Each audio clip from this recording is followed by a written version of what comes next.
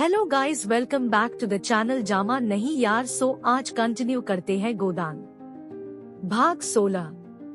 राय साहब को खबर नमलीकत इलाके में एक वारदात हो गई है और होरी से गांव के पंचों ने जुर्माना वसूल कर नलिया है, तो इयोरन नोखेराम को बुलाकर जवाब तलब का क्यों उन्हें इसकी इत्तला नहीं दी गई। ऐसे नमकहराम और दगाबाज आदमी के नले उनके दरबार में जगह नहीं है। नोखेराम ने इतनी गानलियाओं खाई तो जरा गमद होकर बोले, मैं अकेला थोड़ा ही था, गांव के और पंच भी तो थे, मैं अकेला क्या कर लेता। राय साहब ने उनकी तोन की तरी भाले जैसी नुकीली दृष्टि से देखा। मत बको जी, तुम्हें उसी भी कहना चाहे था। जब तक सरकार को इत्तला न हो जाए मैं पंचों को जुर्माना न वसूल करने दूंगा। पंचों को मेरे और मेरी तराया के बीच में दखल देने का हक क्या है? इस डाउड बाउंड के नस्वा इलाके में और कौन सी आमदनी है? वसली सरकार के घर गई, बकाया असानमयों ने दबा न लिया, तब मैं कहाँ जाऊँ? क्या खाऊं? तुम्हारा नसर यह लाखों रुपए का खचत कहाँ से आए? खेद है कब दो पुख्तों से कारगिरी करने पर भी मुझे आज तुम्हें यह बात बतलानी पड़ती है। ककत ने रुपए वसूल हुए थे होरी से? नोखेराम ने नस्तन पटाकर कहा 80 रुपए। नकद उसके पास कहाँ थे हुजरा? कुछ अनाज कर दिया, बाकी में अपना घर नलक कर दिया। राय साहब ने स्वार्थक का पक्ष छोड़कर होरी का पक्ष न लिया। अच्छा, तो आपने और बगुलाबगत पंचों ने नमल कर मेरे एक मातबर असामी को तबाह कर दिया। मैं पछता हूँ।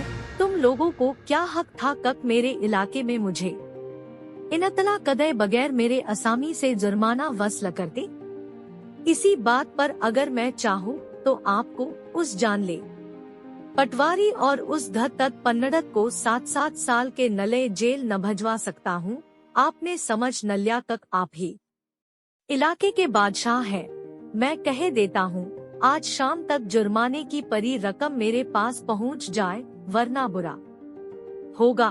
मैं एक से चक्की नपसवा कर छोड़ूंगा। जाइए। हाउ होरी को और उसके लड़के को मेरे पास भेज दीजिएगा। नोखेराम ने दबी जबान से कहा। उसका लड़का तो गांव छोड़कर भाग गया। नजस रात को यह वारदात हुई, उसी रात को भागा। राय साहब ने रोष से कहा, झट्ठा मत बोलो, तुम्हें मालूम है झट्ठा से मेरे बदन में आग लग जाती है।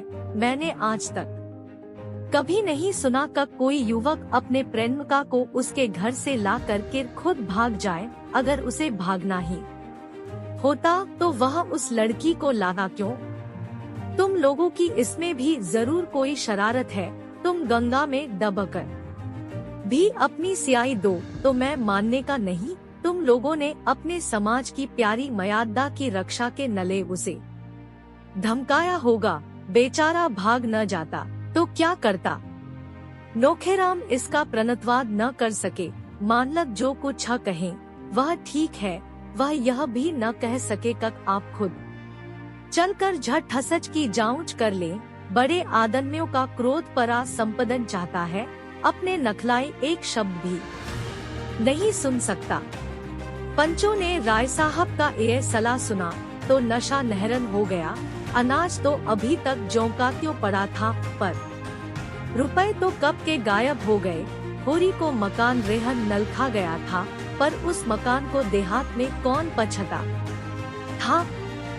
जैसे चहत स्त्री पनत के साथ घर की स्वानमनी है और पनत त्याग दे तो कहीं की नहीं रहती, उसी तरह यह घर होरी के नले लाख रुपए का है, पर उसकी असली कीमत कुछ भी नहीं। और इधर राय साहब 90 रुपए नले मानने के नहीं। यही होरी जाकर रो आया होगा।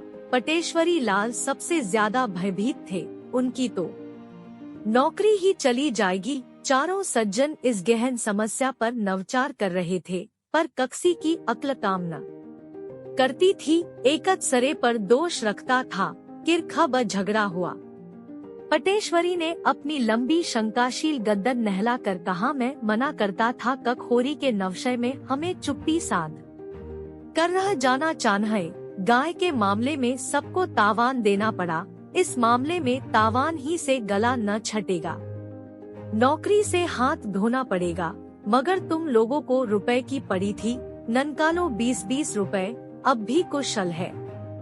कहीं राय साहब ने रपट कर दी तो सब जने बूंदा जाओगे। दातादीन ने ब्रह्मा तेज कद खाकर कहा, मेरे पास 20 रुपए की जगह 20 पैसे भी नहीं है। ब्राह्मणों को भोज कद्या गया, होम हुआ, क्या इसमें कुछ खर्च ही नहीं हुआ? राय साहब की नहमत है कक मुझे जेहल ले जाए।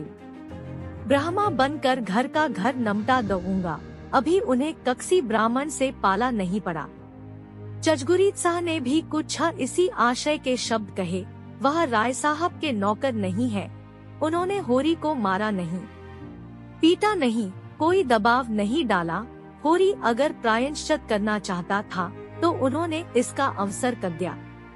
इसके नले कोई उन पर अपराध नहीं लगा सकता, मगर नोखेराम की गर्दन इतनी आसानी से न छट सकती थी। यहाँ मजे से बैठे राज करते थे। वेतन तो 10 रुपए से ज्यादा न था, पर 1000 साल की ऊपर की आमदनी थी। सैकड़ों आदमियों पर हुकूमत, 4-4 प्यादे हांजर, बेगार में सारा काम हो जाता था। थानेदार तक को रसी देते थे। यह चैन उन्हें और कहां था, और पटेश्वरी तो नौकरी के बदौलत महाजन बने हुए थे, कहां जा सकते थे। 2-3 कदम इसी चचता में पड़े रहे कक कैसे इस नवपनत से ननकले। आनखर उन्हें एक मागत सजही गया। कभी कभी कचहरी में उन्हें दैनिक नब्जली देखने को नमल जाती थी। यकत एक गुमनाम पत्र उसके संपादक की सेवा में भेज कद्या जाए कक राय साहब ककस तरह असानमयों से जुर्माना वसूल करते हैं तो बचा को लेने के देने पड़ जायु। नोखेराम भी सहमत हो गए। दोनों ने नमल कर कक्सी तरह एक पत्र नलखा और रजिस्ट्री से भेज कद्या। संपादक ओकारनाथ तो ऐसे पत्रों की ताक में रहते थे।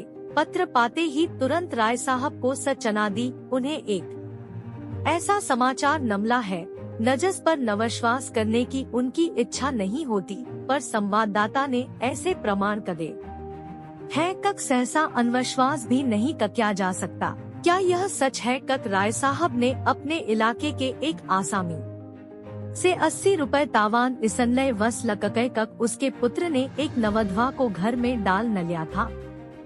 संपादक का कर्तव्य उन्हें मजबूर करता है कक वह मामले की जांच करे और जनता के नहताथत उसे प्रकाशित कर दे।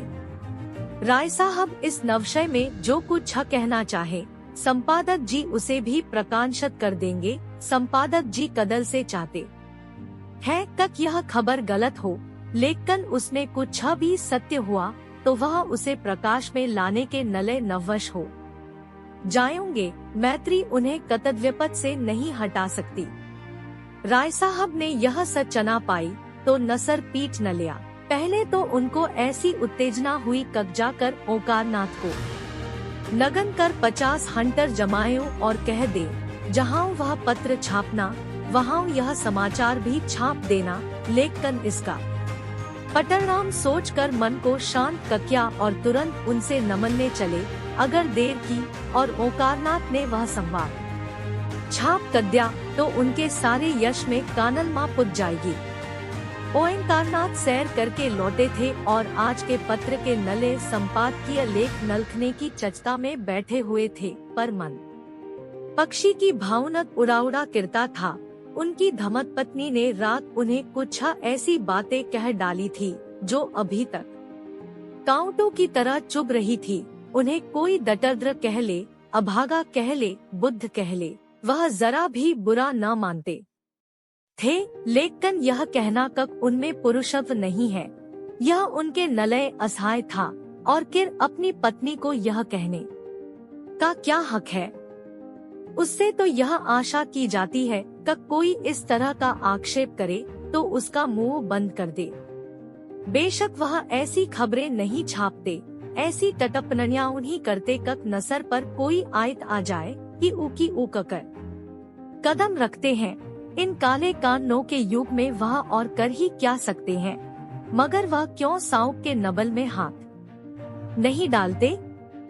इसीलिए तो कक उनके घर वालों को कष्ट न उठाने पड़े और उनकी सन्हर्षणुता का उन्हें यह पुरस्कार न मिल रहा है। क्या अंधेर है? उनके पास रुपए नहीं है तो बनारसी साड़ी कैसे मूंगा दे? डॉक्टर, सेठ और प्रोफेसर भाटिया और न जाने ककसक्कस की नस्त्रियां बनारसी साड़ी पहनती है तो वह क्या करे? क्यों उनकी पत्नी इन साड़ीवानों को अपने खद्दर की साड़ी से लज्जत नहीं करती? उनकी खुद तो यह आदत है ककसी। बड़े आदमी से नमलने जाते हैं तो मोटे से मोटे कपड़े पहन लेते हैं और कोई कुछ आलोचना करे तो उसका मुंह तोड़ जवाब देने को तैयार रहते हैं। उनकी पत्नी में क्यों वही आत्मान भमान नहीं है? वह क्यों 10 सरों का ठाट बात देखकर नवचन्नत हो जाती है? उसे समझना चाहना है कक वह एक देश भी पुरुष की पत्नी है, देश भी के पास अपने भनी के नस्वा और क्या संपन्नत है। इसी नवशय को आज के अग्रलेख का नवशय बनाने की कल्पना करते उनका ध्यान राय साहब के मामले की ओर जा पहुंचा। राय साहब सचना का क्या उत्तर देते हैं यह देखना है।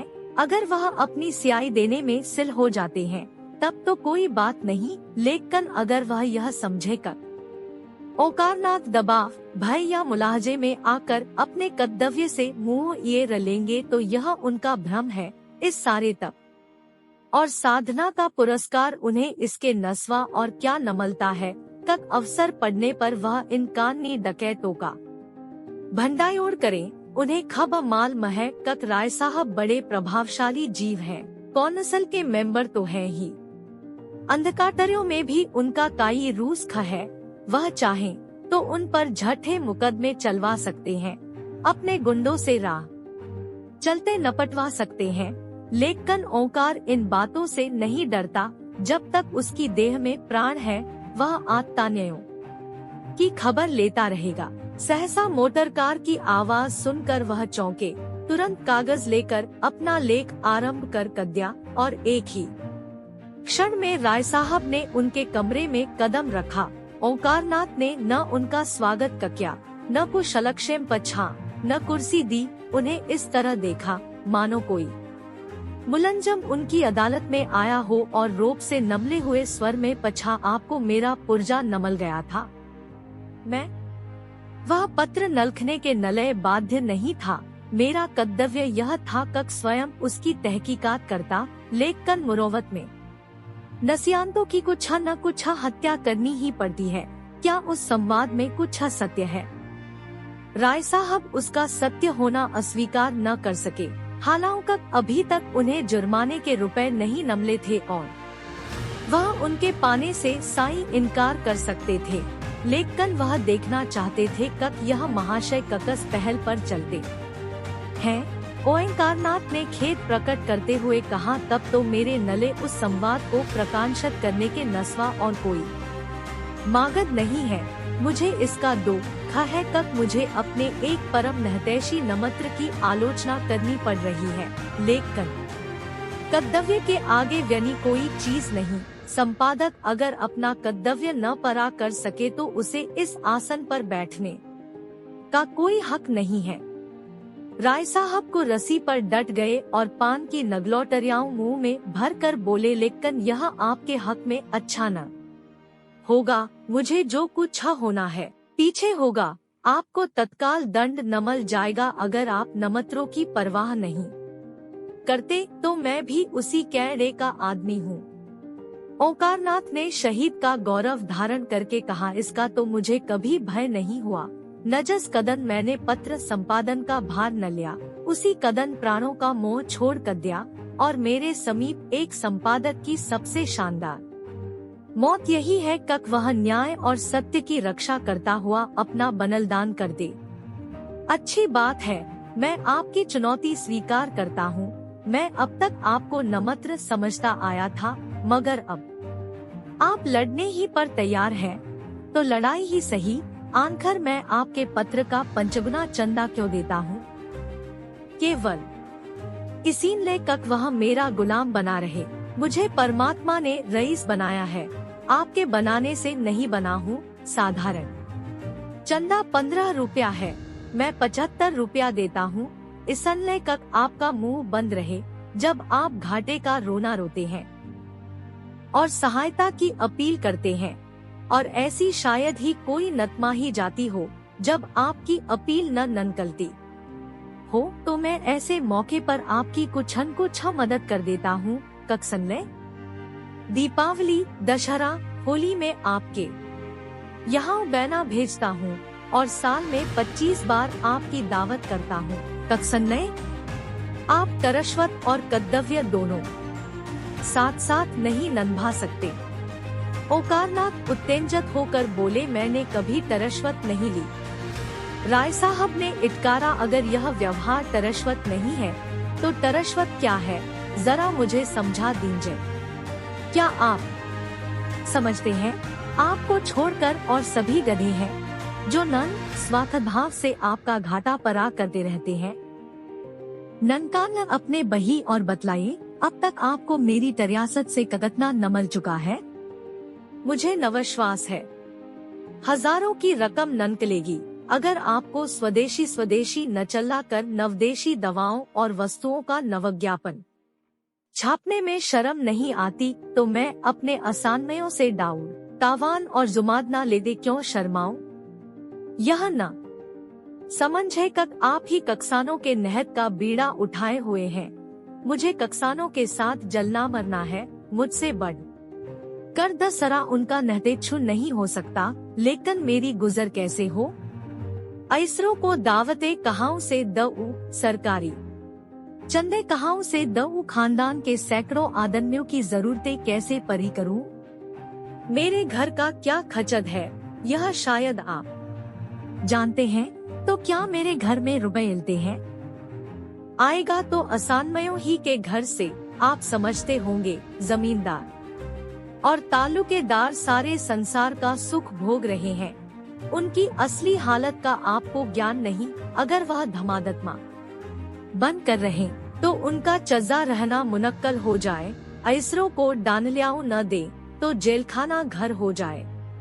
हम नबच नहीं है, तक अनायास ही सबको डंक मारते गिरे। न गरीबों का गला दबाना कोई बड़े आनंद का काम है, लेकिन मर्यादाओं का पालन तो करना ही पड़ता है। न जिस तरह आप मेरी रईसी का यायदा उठाना चाहते हैं, उसी तरह और सभी हमें सोने की मुगी समझते हैं। आइए मेरे बुंगले पर तो कदखाऊं कक सुबह से शाम तक ककटने ननशाने मुझ पर पड़ते हैं।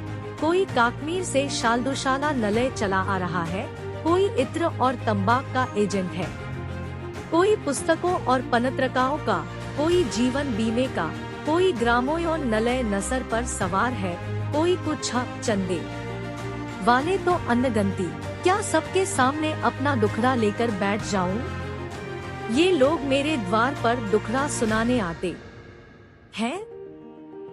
हैं, मुझे उल्ल बनाकर मुझसे कुछ ऐंठने के नले। आज मयादा का नवचार छोड़ दऊ तो तानल्याऊ नपने लगे, हुक्काम को डानल्याऊ न दऊ तो बागी समझा जाऊं। तब आप अपने लेखों से मेरी रक्षा न करेंगे। कांग्रेस में शरीक हुआ, उसका तावान अभी तक देता जाता हूँ। काली कक्ताब में नाम दजद हो गया, मेरे नसर पर ककटना दजद है, यह भी कभी आपने पछा है। अगर सभी महाजन नडंग्रयाओं करा ले तो मेरे हाथ की यह अंगूठी तक नबक जाएगी। आप कहेंगे क्यों यह आडंबर पालते हो। कन्है 7 पुख्तों से नजस वातावरण में पला हूँ, उससे अब ननकल नहीं सकता। घास छीलना मेरे नलय असंभव है। आपके पास जमीन नहीं, जायदाद नहीं, मर्यादा का झमेला नहीं, आप ननभीक हो सकते हैं, लेकिन आप भी दुम दबाए बैठे रहते हैं। आपको कुछ खबर है अदालतों में ककतनी तरशते चल रही है, ककतने गरीबों का ख न हो रहा है, ककतनी देनव्याओं भ्रष्ट हो रही है बता नलखने का सामग्री मैं देता हूँ। प्रमाण सनहत ओकारनाथ को छा नमद होकर बोले, जब कभी अवसर आया है मैंने कदम पीछे नहीं हटाया। राय साहब भी कुछ नमद हुए। हाउ मैं स्वीकार करता हूँ कब दो एक मौकों पर आपने जवाउमदी कद खाई, लेकिन आपकी नंगा हमेशा अपने लाभ की ओर रही है, प्रजानहत की ओर नहीं। आंखें न ननकान लय और न मुँह लाल कींजे। जब कभी आप मैदान में आए हैं, उसका शुभ परिणाम यही हुआ कि आपके सम्मान और प्रभाव और आमदनी में इजाया हुआ है। अगर मेरे साथ भी आप वही चाल चल रहे हो तो आपकी खानतर करने को तैयार हूँ। रुपए न दूंगा क्योंकि वह तरश्वत है। आपकी पत्नी जी के नले कोई आप क्षण बनवा दूंगा है मंजर। अब मैं आपसे सत्य कहता हूँ कब आपको जो संवाद नमला वह गलत है, मगर यह भी कह देना चाहता हूँ कब अपने और सभी भाइयों की तरह मैं भी असानमयों से जुर्माना लेता हूँ और साल में 10,000 रुपए मेरे हाथ लग जाते हैं। और अगर आप मेरे मुंह से यह कौर छीनना चाहेंगे तो आप घाटे में रहेंगे। आप भी संसार में सुख से रहना चाहते हैं, मैं भी चाहता हूँ। इससे क्या यायदा कक आप न्याय और कर्तव्य का ढोंग रच कर मुझे भी जेरबार करें, खुद भी जेरबार हो। कदल की बात कन्है, मैं आपका बैरी नहीं हूँ। आपके साथ कतनी ही बार एक चौके में एक मेज पर खा चुका हूँ। मैं यह भी जानता हूँ कब आप तकलीफ में हैं। आपकी हालत शायद मेरी हालत से भी खराब है।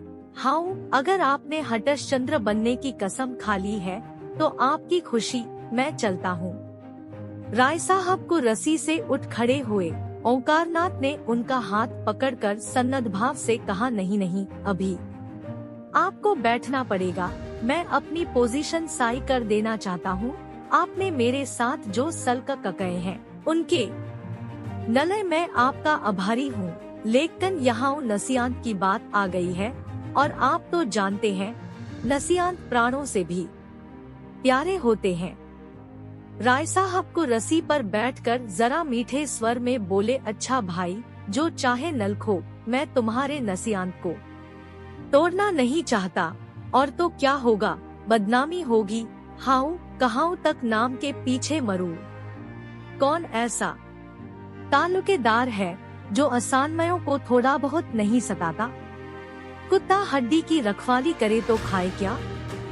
मैं इतना ही कर सकता हूँ कि आगे आपको इस तरह की कोई शिकायत न मिलेगी। अगर आपको मुझ पर कुछ नवश्वास है तो इस बार क्षमा कीजिए।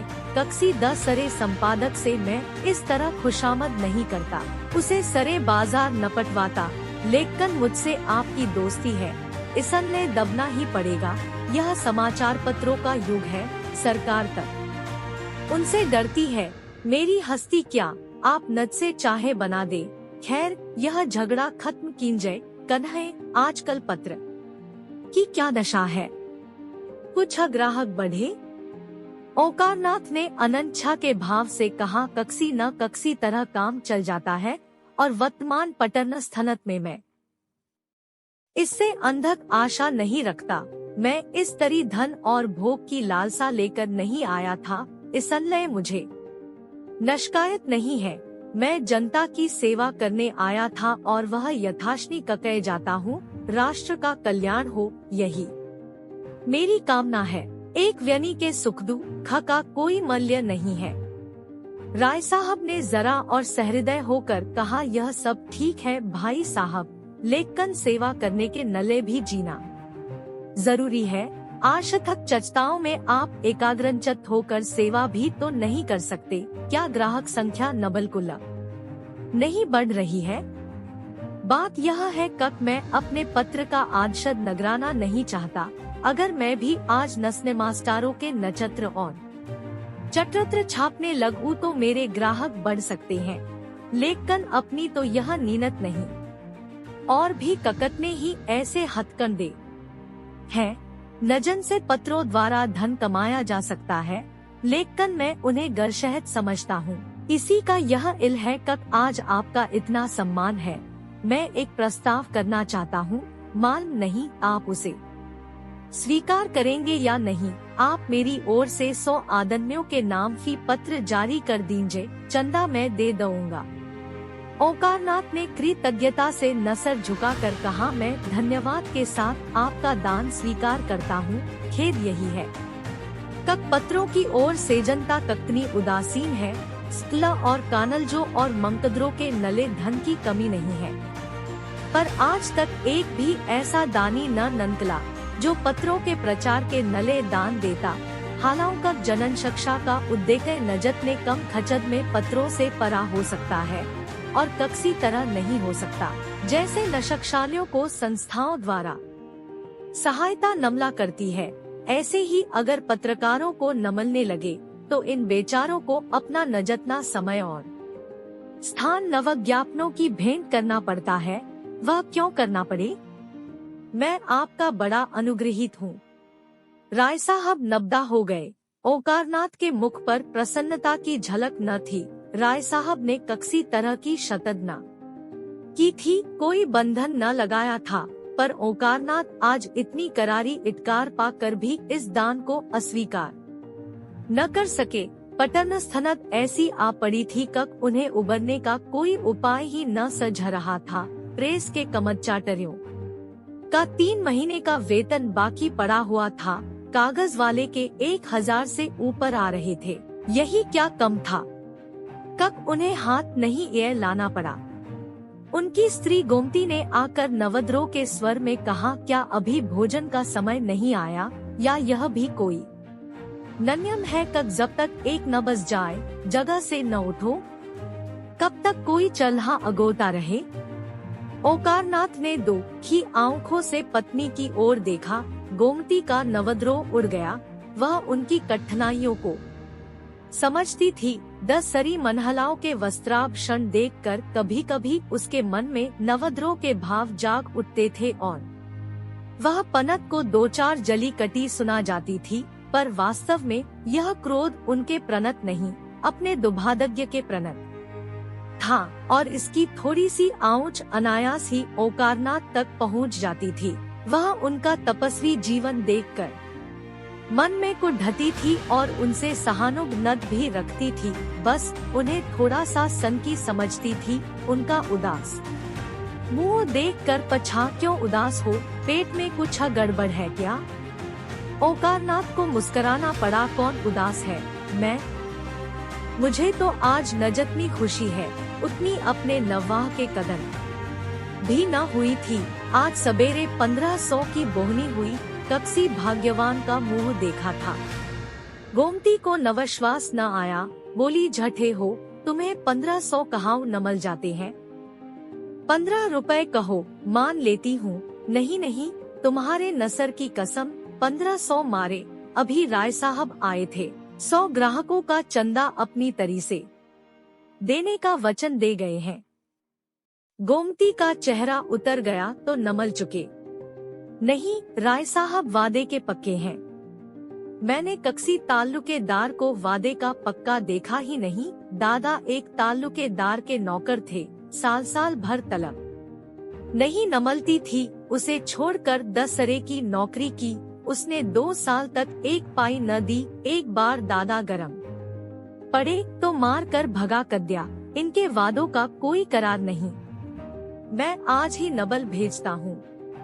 भेजा करो, कह देंगे कल आना। कल अपने इलाके पर चले जाएंगे, 3 महीने में लौटेंगे। ओंकारनाथ संशय में पड़ गए। ठीक तो है, कहीं राय साहब पीछे से मुकर गए तो वह क्या कर लेंगी? किर भी कदल मजब्त करके कहा, ऐसा नहीं हो सकता। कम से कम राय साहब को मैं इतना धोखेबाज नहीं समझता। मेरा उनके यहाँ कुछ बाकी नहीं है।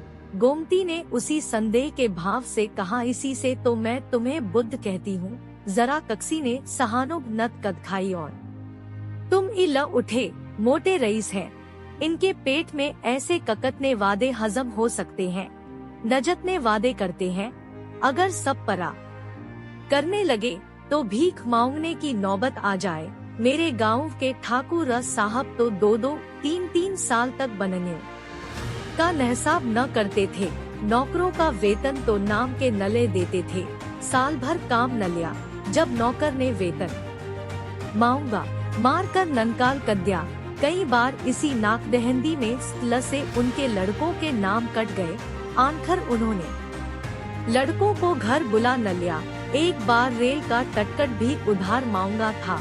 यह राय साहब भी तो उन्हीं के भाई बंद हैं। चलो भोजन करो और चक्की पीसो, जो तुम्हारे भाग्य में नलखा है।